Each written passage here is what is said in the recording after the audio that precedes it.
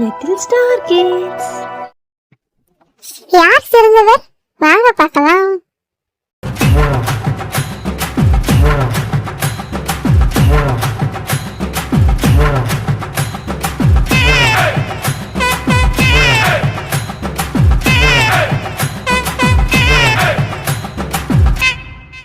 ஏய், என்ன இந்த ஆரஞ்சு ஓட வந்து டான்ஸ் பண்ணுது? ஆரஞ்சு, நீ எப்போது இப்படிதான் பண்ற? ஏன் இப்படி பண்ற? எல்லாரும் குரூப்பா சேர்ந்து டான்ஸ் பண்ணும்போது நீ மட்டும் வேற மாதிரி பண்ணிட்டு இருக்க. நான் தான் எல்லாரையும் விட பெரிய ஆளு. அப்போ நான் தானே ஃபர்ஸ்ட் டான்ஸ் பண்ணணும், நீங்க பின்னாடி தான் பண்ணணும். இதுல என்ன இருக்கு? இல்ல நான் தான் பெரிய ஆளு. என்கிட்ட ஆன்டி ஆக்சிடென்ட் இருக்கு, உடலை ஆரோக்கியமா வச்சிருப்பேன். அப்புறம் குழந்தைங்களுக்கும் என்ன ரொம்ப பிடிக்கும். ஓகேவா? ஹலோ, நானும் உடம்புக்கு நல்லவன் தான். நான் மூளைய ஆரோக்கியமா வச்சிருப்பேன். அப்புறம் நான் பாக்குறதுக்கு அழகாவும் அட்ராக்டிவ் கலர்லயும் இருப்பேன். பாக்குறதுக்கு அழகா இருந்த மட்டும் பத்தாது தம்பி, என்ன மாதிரி ஹெல்தியாவும் இருக்கணும். என்கிட்ட பொட்டாசியம் நிறைய இருக்கு, அதனால ஸ்போர்ட்ஸ் பிளேயர் தின விரும்பி சாப்பிடுவாங்க. நான் இன்ஸ்டன்ட் சக்தியை கொடுப்பேன். ஸோ நான் தான் பெஸ்ட் ஃப்ரூட். ஓ, அப்ப நான் யாரு? என்கிட்ட விட்டமின் ஏ நிறைய இருக்கு, கண்ணுக்கு ரொம்ப நல்லது. என்னத்தான் பழங்களின் ராஜான்னு சொல்றாங்க தெரியுமா?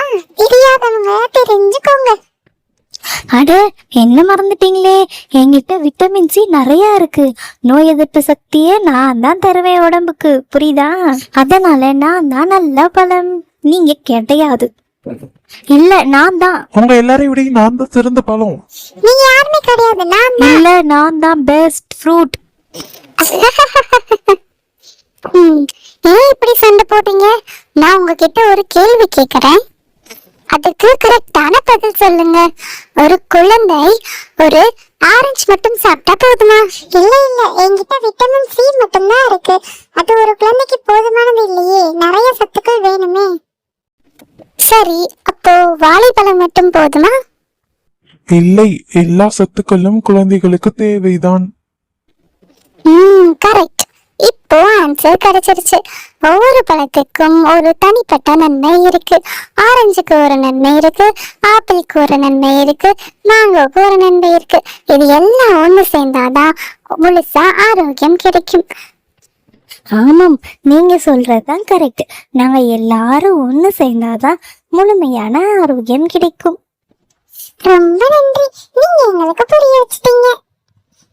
எங்களோட அன்பளிப்பை நீங்க கண்டிப்பா வாங்கிக்கணும்.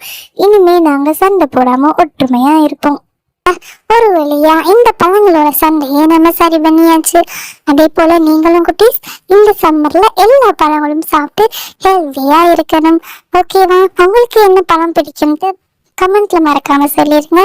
இந்த வீடியோக்கு ஒரு லைக் போட்டுருங்க. நம்ம சேனலை மறக்காம சப்ஸ்கிரைப் பண்ணிருங்க.